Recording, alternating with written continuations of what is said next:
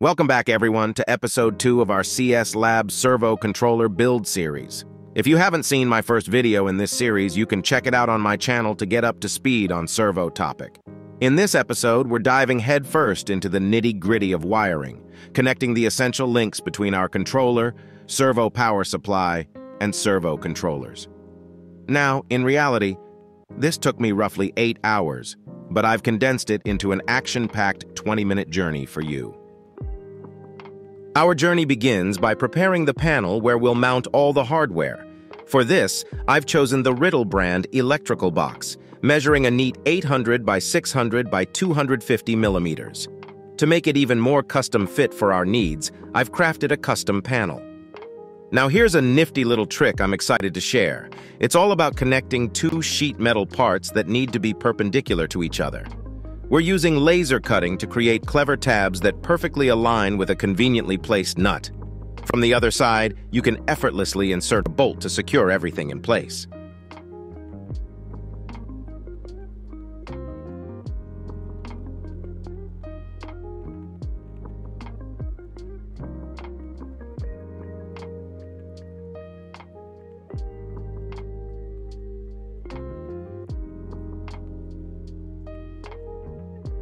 Now this is some nice panel to work with.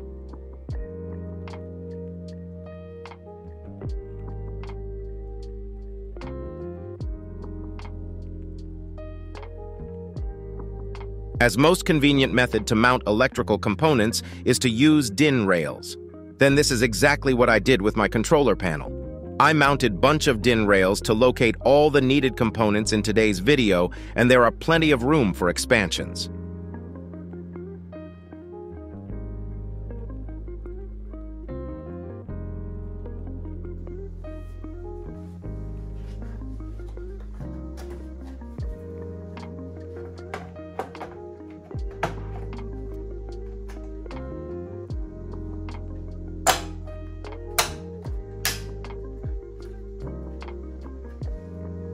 You may think why this panel has so much holes in it.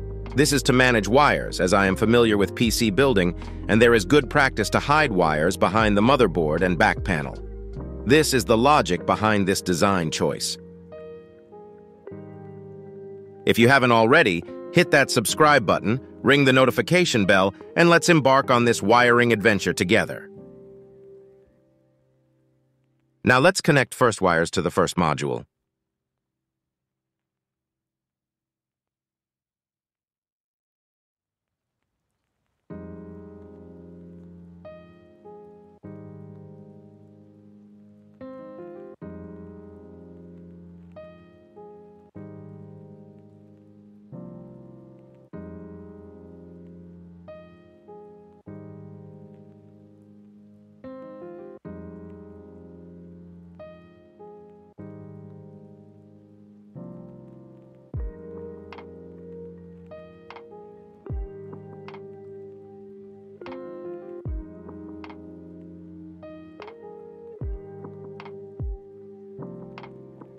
In this build, I am going to use 4 servo drives. 3 of them are 750 watt, and 1 of them is 400 watt for easier load, probably Z-axis.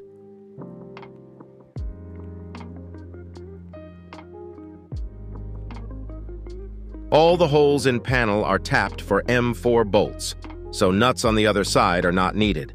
And to install everything is easy, just few turns with hex wrench, and all is good to go.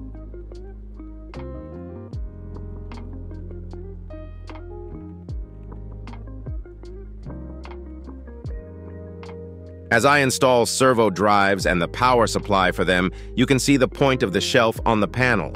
First, it orients all the connectors to the upper side of the panel where all the connecting plugs are going to be. Second, it helps to save space. And third, it just looks badass.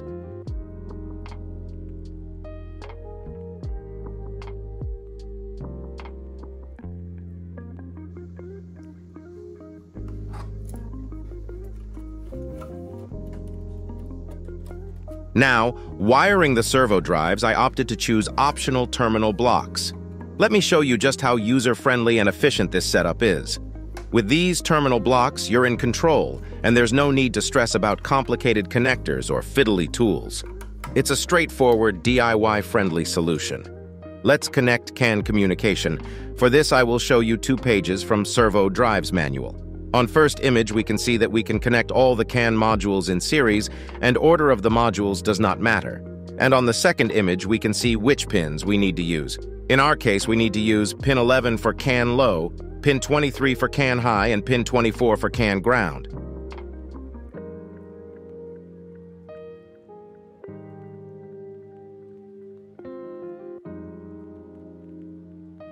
Now it's just a matter of connecting the wires. In my case, the hardest part in this kind of project is always cable management. And I always give my best, but I feel I have a long way to master this skill. As you can see from the footage, I looped the cables behind the terminal block because there will come a lot of cables. And if all the cables run in front of the terminal block, then there is no chance I can separate them later. At least I hope this.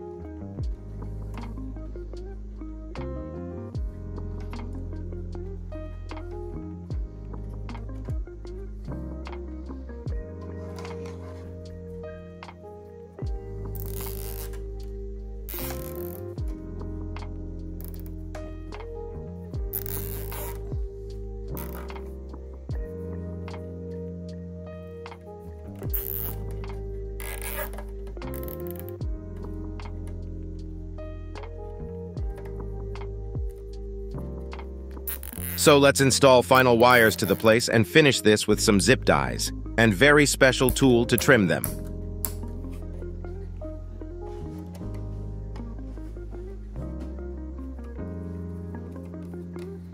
Now let's move on to our next set of connections.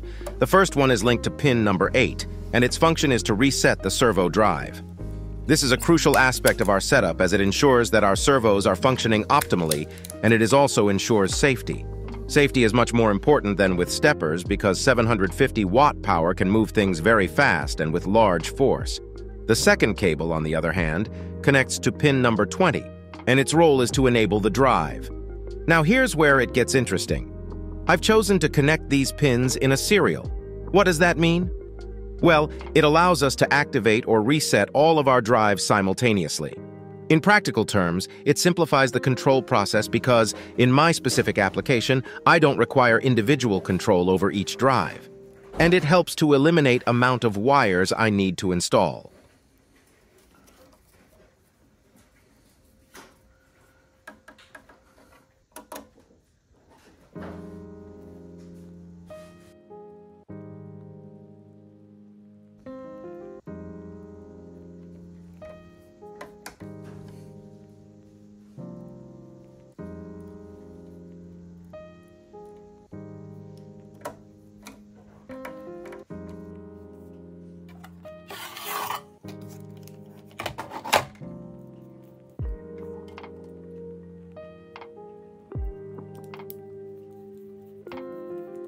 It's time to spice things up with some high voltage stuff. Actually, it's as high as 325 volts. Each motor drive got 3 wires from power supply, and these are positive, negative, and earth.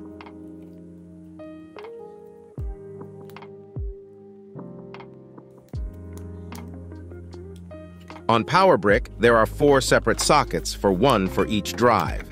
It again makes connecting drives easier.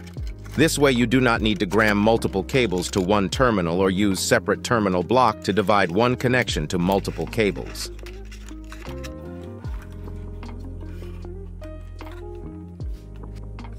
Once more, I attempted to enhance the cable management system by strategically routing the cables.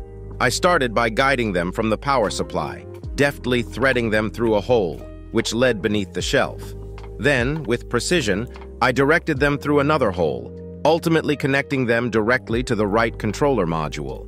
As I ensured that all the cables were securely in place and the terminals snugly fit where they should be, it became evident that this was just the beginning. Many more cables still await installation, but for the time being, I feel confident that I have a solid handle on cable management. It's a work in progress, but I'm making strides towards achieving an organized and efficient setup. Currently, as you observe in the video footage, I'm in the process of establishing connections with a red and black cables. These cables serve as the power source for the servo drive logic. The red cable carries a 24 volts, while the black cable functions as the ground connection. Similar to our previous connections, I've chosen a series configuration for these, ultimately leading them to the 24-volt power supply. Now it's time to seamlessly route these cables through carefully placed holes and employ zip ties to neatly secure and tidy things up. This step is essential for maintaining a clean and organized setup, ensuring that our system operates smoothly and efficiently.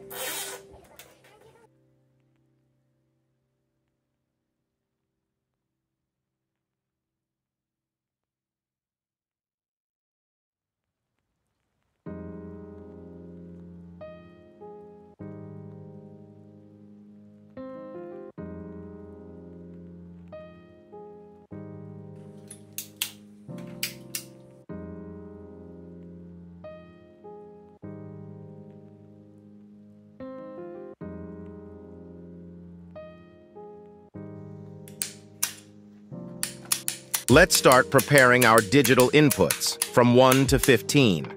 As we discussed in a previous video, it's important to note that this controller operates with optically isolated input and output signals. This essentially means that our inputs and outputs require separate power sources to function. Now take a look at a lot of black looped cables. These cables are the grounding connections for our input signals. This configuration allows me to seamlessly link PNP-type sensor outputs to the controller inputs, ensuring that we can receive signals from these sensors. To illustrate, consider the fact that each axis features 2 end switches, one located at the positive end and the other at the negative end. Consequently, when dealing with 4 motors, this results in a total of 8 connections that need to be managed. So this means a machine with this complexity needs lots of sensor inputs. And for future diagnostic purposes, I also labeled each wire with Label Maker, and now it is easy to see where it goes. Next step is to route some signal wires from servo drives to main controller. At the moment, these cables are going to carry motor drive error signal and home switch signal.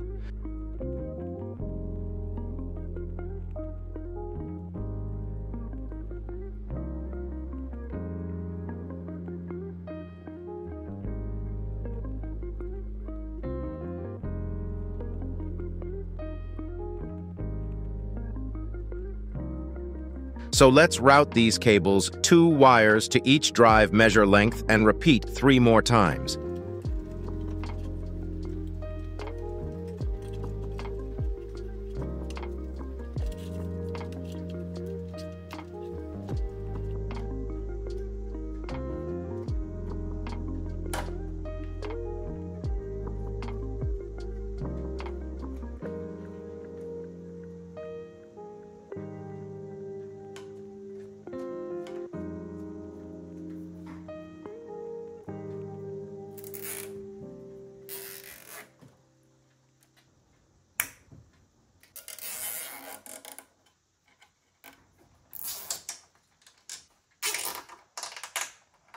Then we do final routing from backside of the controllers, and signal cables cross voltage cables locating perpendicular to each other.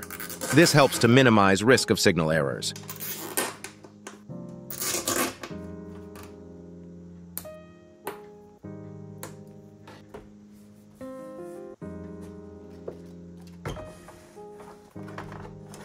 Now let's shift our focus to an essential aspect of our project: basic documentation.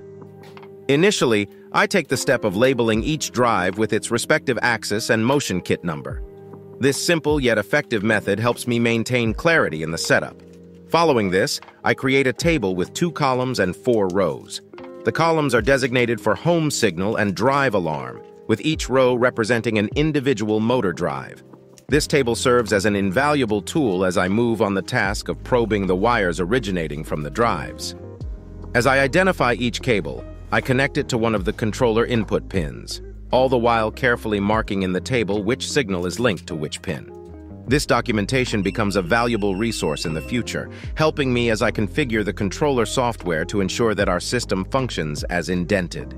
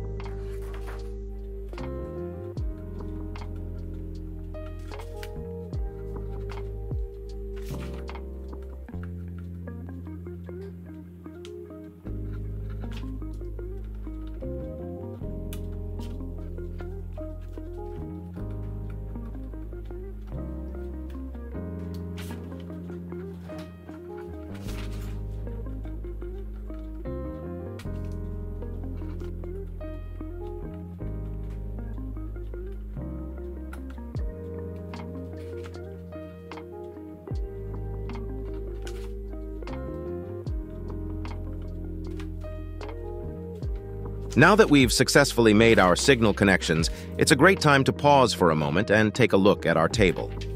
This table has become a cornerstone of our project, helping us keep track of the intricate web of connections we've been building.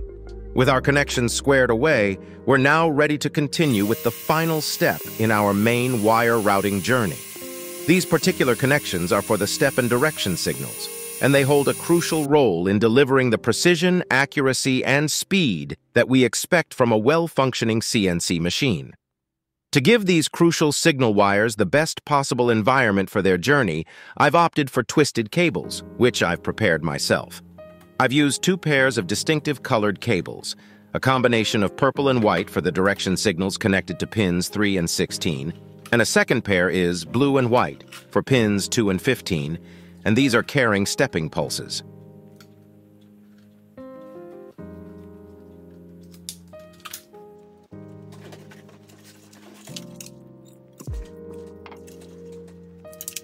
You can now enjoy watching me connecting these beautiful cables.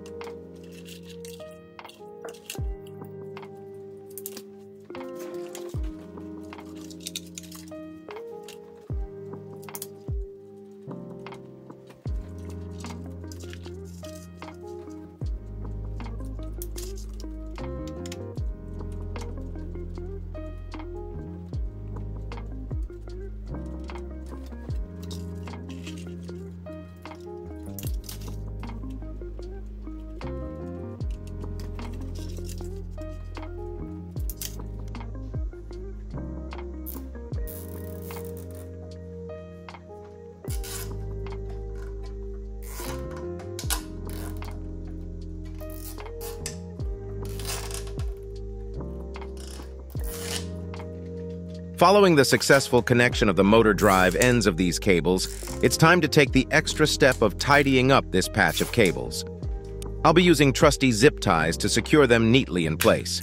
As we progress, the next stage involves the final connections in this episode, specifically on the controller side of the step and direction cable. By the way, I have to give a nod to the wire cutting and stripping tool I've been using throughout this process. It's a remarkable tool that has made every aspect of wiring a more pleasant and efficient experience.